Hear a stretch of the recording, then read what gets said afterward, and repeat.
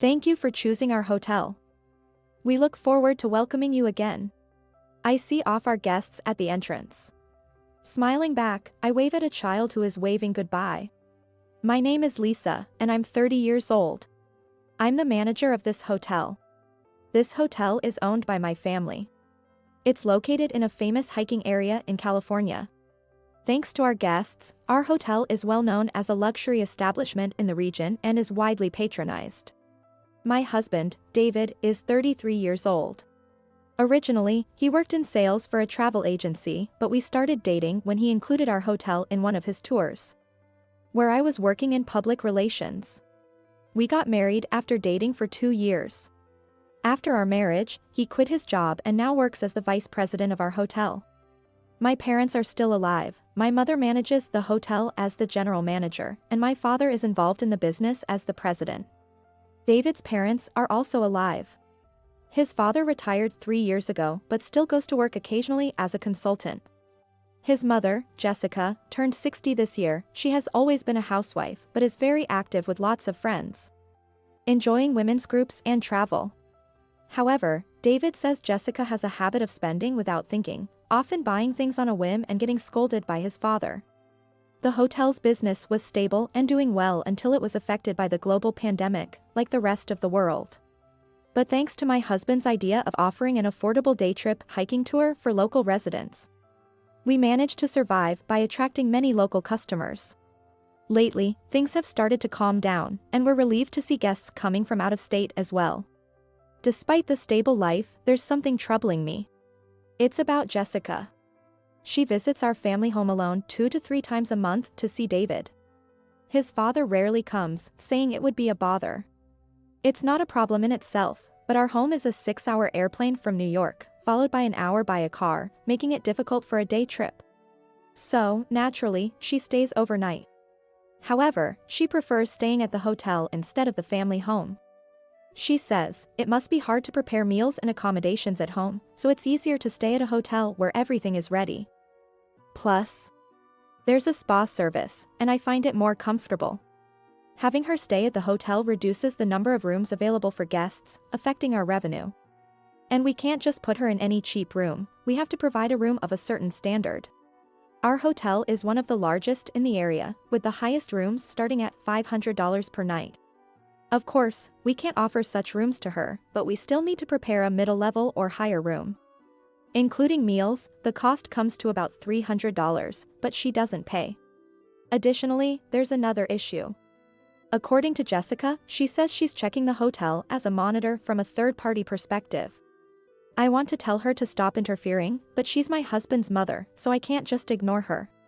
She makes suggestions, more like complaints, about the hotel's reception, the front desk's customer service, the baths, and other facilities. Well, in simple terms, she's a complainer. Since the employees have gotten to know her, they often ask, Lisa, when is that person coming back? Though she claims to be monitoring, she doesn't produce any reports, she just calls me over when she's leaving to complain. She might think she's giving advice to improve the hotel's quality. It feels like a Jessica's way of nagging. The general manager, my mother, says she doesn't mean harm, so just listen to what's necessary and let the rest go. My father, the president, also takes it lightly, saying, if she likes our hotel and the spa service, isn't that a good thing? I never thought I'd have trouble with Jessica while living at my own home. I've mentioned this to David several times, but he says, we can't tell her not to come, and she means well, so it's probably fine. Then one day, I got a call on my phone. It was Jessica. I have a bad feeling, but I can't just ignore it. Hello, this is Lisa. Ah, Lisa? It's Jessica. It's been a while. It's been a while. What can I do for you today? Oh dear, after such a long time, you could at least say, how are you, or any changes lately. Ah, my apologies. Well, that's okay. Anyway, I have a favor to ask. Yes, what is it? Some local friends of mine want to go on hiking. We were wondering if there are any good places. And I remembered there are several nice hiking routes and delicious food around your hotel, so I mentioned it to everyone. Thank you very much. I couldn't help but think this was unnecessary. This season is peak time, so we're quite busy. I really don't have time to attend to Jessica. So, everyone agreed. We plan to come on the long weekend next month. Could you reserve some rooms for us? Next month? That might be difficult. How many people will there be? 6, including me. All women, of course. Would it be alright to split into 2 or 3 rooms then? That won't do. Jessica strongly objected. They are important friends, so prepare the best suite. 1 room. That's my request. Our highest suite includes a living room and 4 bedrooms. It's possible for 6 people, but 2 would have to sleep on sofa beds. No, sofa beds are too hard. Add 2 more beds, please. That's impossible. We can't fit more beds in the room. That won't do. They're important friends, so provide the best hospitality. It's my treat, so if it's subpar, I'll be embarrassed, understand? A treat from Jessica? Does that mean she expects it to be free? That's impossible. The room arrangement is settled then. Now, about the food. Prepare the best dishes. Got it? Alright, I'm counting on you. Oh. And tell David to pick us up at the airport. After the call ended, I sighed deeply. Really, what is she thinking? Reluctantly, I proceeded with the arrangements as instructed. And so, Jessica and her group were to visit our hotel on their group trip. She implied that everything should be free. I discussed this challenging situation with my husband, the vice president. He said, "That's outrageous. My mother has never worked, so she probably doesn't understand how hard it is to earn money. I'll talk this over with my dad, so leave it to me." Feeling anxious, I decided to trust my husband, who seemed to have a plan.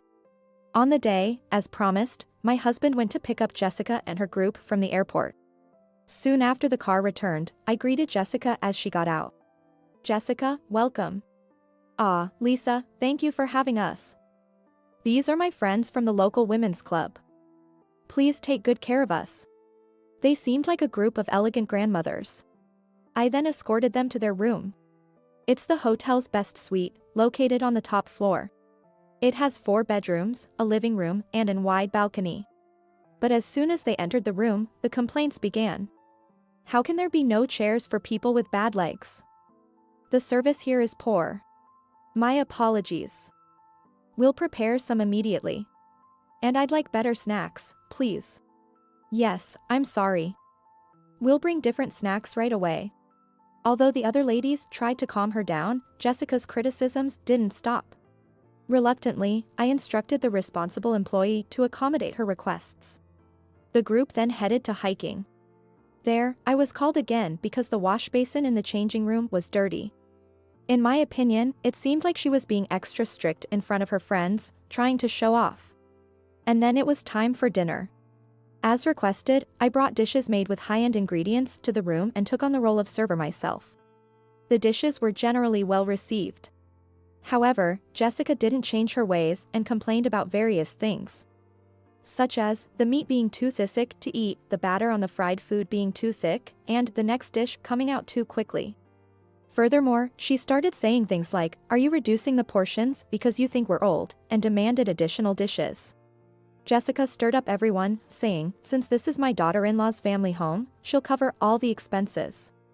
So don't hold back on ordering." Then, she ordered luxurious items like crab and abalone. And there were additional orders for premium wines. Honestly, the bill amounted to quite a lot. The elderly ladies ate heartily, leaving almost nothing unfinished from their dinner. Then, she demanded they reserve the spa service for their private use to relax later. When I said that it was impossible, she retorted, "What kind of manager can't meet the guests' requests?"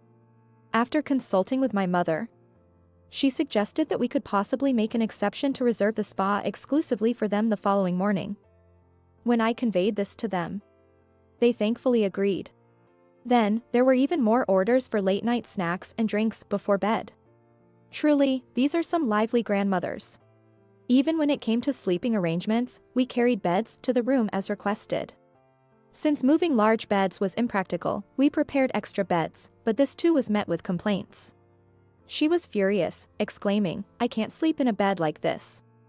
At a loss for what to do, another guest kindly intervened, saying that was sufficient, and somehow the situation was diffused. After a day that felt like a storm, I was finally freed. I expressed my gratitude to the employee in charge for their hard work and considering the extra trouble they went through. I gave them a special bonus. I returned home completely exhausted. After finishing the preparations for the next day, I didn't get into bed until after midnight. The following day, they reserved the spa service exclusively, and the group enjoyed it in the morning. Normally it's cleaning time, but I managed to adjust the schedule by asking the staff. The whims of one person caused inconvenience to many. Then, my husband said he was going to pick someone up and headed to the airport by car. They finished breakfast without any particular complaints. Well, there were some minor complaints about the coffee being too lukewarm and the soup being too salty. After serving breakfast, I went back to the front desk to prepare for the guests' checkout. That's when I saw the total bill for Jessica's group exceeded $5,000. Soon, the group appeared. I stopped Jessica, who was about to leave after returning her key to the front desk, and asked her to settle the bill. The total comes to $5,000. Will you be paying in cash or by card? Then, Jessica exclaimed, "Huh? Are you serious about taking money from your husband's mother? You must be joking. Are you really planning to charge your own family? How greedy can you be?" I explained, this is a business, and we've provided services worth the amount. We can't afford not to charge for such a significant sum. Jessica, with her face turning red, said, "This is hospitality for your husband's mother, you wouldn't charge me, right? Would I ask for money when you come to my house? It's the same thing, isn't it? What flawed logic? No, that's different. We understood this to be a group trip utilizing our hotel services. This is a business transaction, separate from family matters, so we kindly ask for the payment." Well, I'm appalled. Such rudeness from a daughter-in-law. It's disrespectful to me and especially to my friends. At that moment, a familiar figure intervened in our dispute. What's all this commotion? I apologize for the inconvenience. I apologized. And then, when I looked at the person's face. Ah. Hey, long time no see. I was asked by David to come here on the first airplane this morning. I'm starving. I'd love to have breakfast here later. It was an unexpected appearance by my father-in-law, Mike. Mike, it's been a while. I'll arrange for breakfast right away. No, let's take care of business first. That's why I'm here. Mike came here in response to my husband's SOS. Then, he turned to Jessica. Oh, it's you. Why are you here? Well, I came to check on David and Lisa. Is that strange? No, it's not strange, but there's something I want to ask. What might that be? It seems like there's been some trouble going on. Is something the matter? No, nothing's wrong, right, Lisa? I thought it was a good opportunity, so I honestly told Mike everything. Actually, we've been serving Jessica's group since yesterday, and she demanded that we make the payment free, which we explained was impossible. Oh. And how much does that come to? Yes, under Jessica's instructions, they used our highest room. With various additional orders and the use of services like massages. The total came to about $5,000. I see. And she wanted that for free. Yes, that's the situation. After hearing the situation, Mike pressed Jessica, is what Lisa says true? Yes. Jessica was at a loss for words. I've heard from David that you always avoid paying when you come here. Is that true? Well, about that, I've been acting as a consultant and giving them advice, so in return, they let me stay for free. At this point, Mike's expression changed. Enough is enough. I know all about it. Yes. Jessica's face tensed up and turned pale. I heard you've been coming to this hotel for free under the pretext of visiting David and causing trouble for Lisa. Isn't that right? I'm sorry. I got a bit carried away. Do you know that every time you skipped out on paying for this hotel, David ended up covering the bill? What? I've come to discuss something. David was worried about you using the hotel for free again during this trip. I'm sorry. He was concerned that you would take advantage of the free stay again, so he reached out to me. I couldn't just ignore it and had to come here. As I expected, you were causing trouble for Lisa and her parents. I'm sorry. I've been worried about your spending habits for a while now. Your attitude towards Lisa is also unacceptable. That's why I've made a decision. What is that? If you want to see David that badly, how about working here as an employee for a while? Until you've repaid all the charges. But, how can you suddenly say such a thing? No, you don't understand the difficulty of earning money. How many services have you taken advantage of at this hotel? And you demand they be free. The difficulty of working and the value of the money earned from it. Someone who doesn't understand that should experience it themselves. With that, Mike asked David to have Jessica work at the hotel. I apologize for the trouble. Could you please train her for a while? And let her salary go towards repaying her debts. David. Make sure to put Jessica to good use. David nodded, then apologized to me. I should have been firmer with my mother from the start. I'm sorry for the trouble she's caused your family. It's okay. But what about Jessica? Well, maybe we'll start her off with cleaning. She probably won't be good at customer service, so she'll be like a trainee for a while. And so, the next day, Jessica began working as an employee. Mike sent everything she needed for living on site from their home. At first, Jessica struggled with the unfamiliar physical work and suffered from muscle pain. She probably never imagined she'd end up cleaning the very hotel she used to critique as a monitor. Eventually, Jessica became capable of handling customers, even addressing issues she had previously pointed out herself. As she continued working, she gradually realized how selfish she had been. Jessica became much more subdued and stopped harassing me. It might have been a bit of tough love, but it seems to have been good medicine. Mike's plan was a great success. Although my job is challenging, seeing the smiles on our guests' faces makes all the fatigue vanish, and it brings me joy. I intend to keep working hard to earn the smiles and thank yous from our customers.